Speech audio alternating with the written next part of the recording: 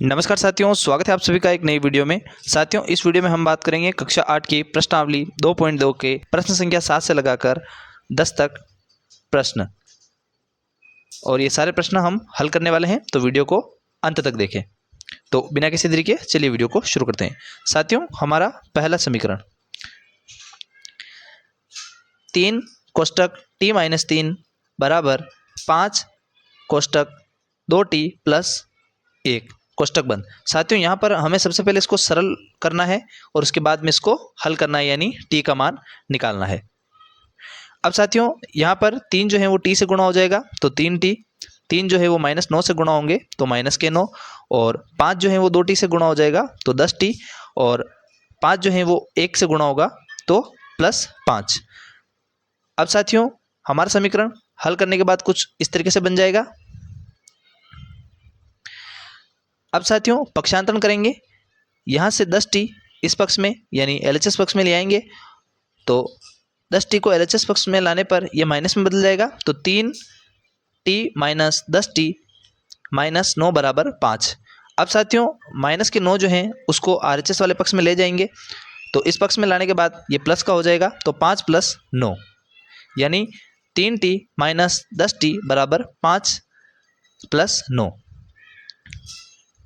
अब साथियों, 3t में से माइनस के 10t घट जाएंगे तो माइनस के 7t बचेंगे, और 9 और 5 14 होते हैं, तो 14 यानी 7t बराबर माइनस के 7t बराबर 14। अब साथियों, ये माइनस के साथ जो हैं वो t के साथ गुणा हो रहे हैं, तो इधर आने के बाद भाग में बदल जाएंगे, तो इसको RHS पक्ष में ले जाएंगे, तो ये हो जाएगा t बराबर 14/7।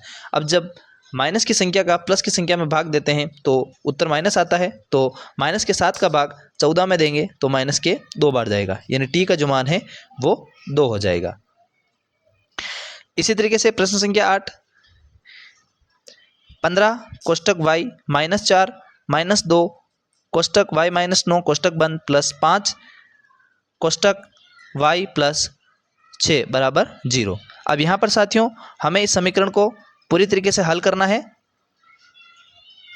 अब यहाँ पर 15 जो है वो y के साथ गुणा होंगे तो 15y हो जाएगा, 15 माइनस के 4 के साथ गुणा होंगे तो माइनस के 60, और ये माइनस के 2 जो है y के साथ गुणा होंगे तो -2y, और माइनस के 2 माइनस के 9 के साथ गुणा होंगे तो प्लस के 18, और प्लस के 5 y के साथ गुणा होंगे तो +5y, और 5 जो है वो 6 के साथ गुणा होंगे तो +30।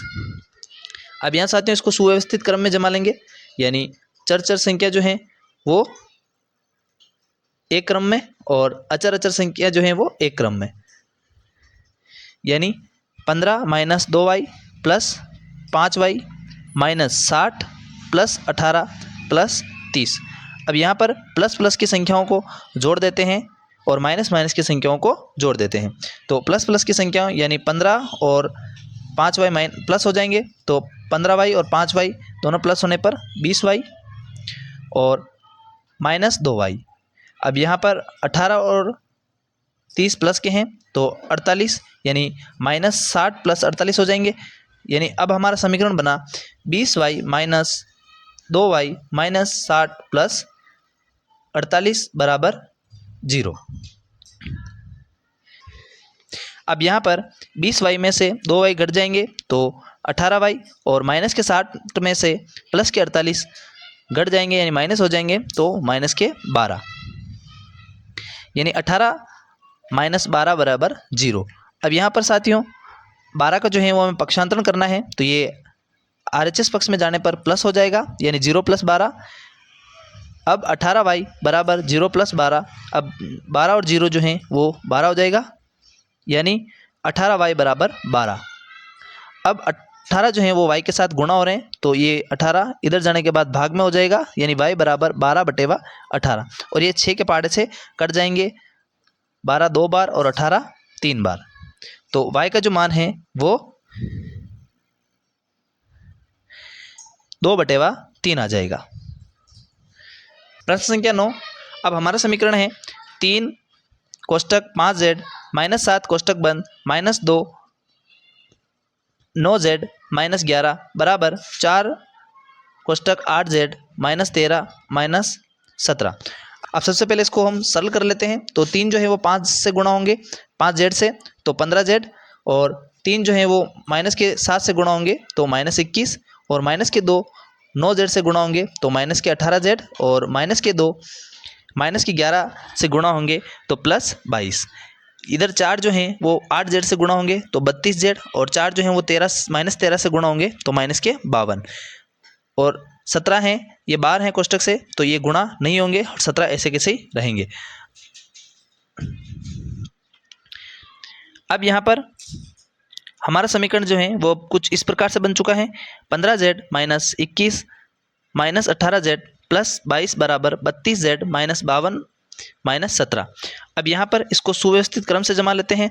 तो 15z - 18z - 21 + 22 बराबर 22z - 52 - 17।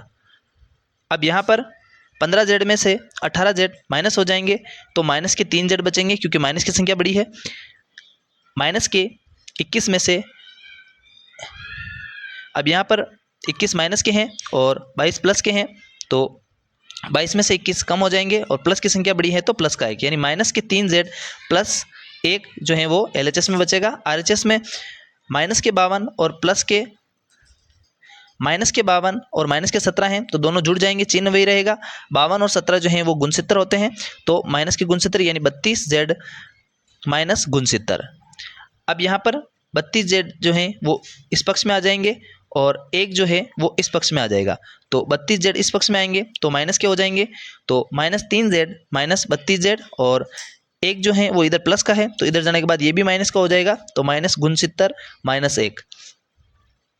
अब माइनस के 3z और -32z जुड़ जाएंगे तो माइनस के 35z, और माइनस का 69 और माइनस का 1 जुड़ जाएगा तो माइनस के 70। अब यहाँ पर हमारा समीकरण कुछ इस प्रकार से बन चुका है। -35z बराबर -70। अब यहाँ पर z के साथ -35 गुणा हो रहे हैं तो ये इधर आ जाएगा भाग में, तो -70 बटेवा -35। अब माइनस से माइनस कट जाएगा, और 35 के पहाड़े से 70 2 बार कट जाएंगे, यानी z का जो मान है वो कितना हो जाएगा 2। अब बात कर लेते हैं इस प्रश्नावली के अंतिम प्रश्न संख्या 10 की।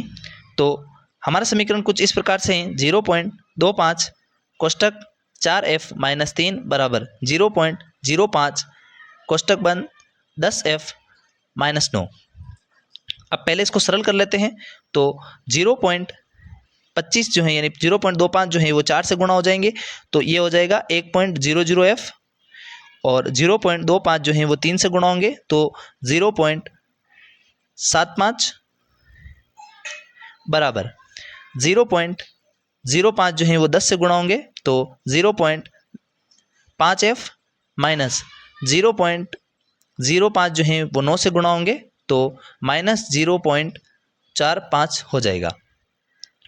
अब यहाँ पर पक्षांतरण करेंगे तो 0.5f जो है इसको इस पक्ष में ले आएंगे तो ये हो जाएगा 1.00f माइनस 0.5f, क्योंकि इधर प्लस का है तो इधर जाने के बाद माइनस हो जाएगा, -0.75 बराबर -0.45। अब यहाँ पर 1 में से यानी 1.00f में से 0.5f घट जाएगा, और ये जो है माइनस के 0.75 इसका पक्षांतरण हो जाएगा, ये इधर आ जाएगा तो प्लस का हो जाएगा, यानी ये हो जाएगा -1.00f माइनस 0.5f बराबर -0.45 प्लस 0.75। 1.005f में से घट जाएगा 0.5f, तो ये बचेगा 0.5f बराबर। अब यहाँ पर 0.45 जो हैं वह प्लस माइनस के हैं और 0.75 प्लस के हैं, तो दोनों माइनस हो जाएगा, तो 0.75 में से 0.45 घट जाएगा तो 0.3 बचेगा। अब यहाँ पर 0.5 जो है वो f के साथ गुणा हो रहा है तो इधर आने के बाद भाग में हो जाएगा, यानी f बराबर 0.3 बटेवा 0.5। अब यहाँ पर 0.3 में 0.5 का भाग देने पर f का जो मान है वो 0.6 प्राप्त हो जाएगा, यानी f बराबर 0.6। 6। आई होप साथियों आज की क्लास आपको समझ में आई होगी। क्लास समझ में आई है तो साथियों के साथ साझा करें और क्लास को लाइक करें और चैनल को सब्सक्राइब करें। मिलते हैं नेक्स्ट वीडियो में, तब तक के लिए जय हिंद, जय भारत, वंदे मातरम।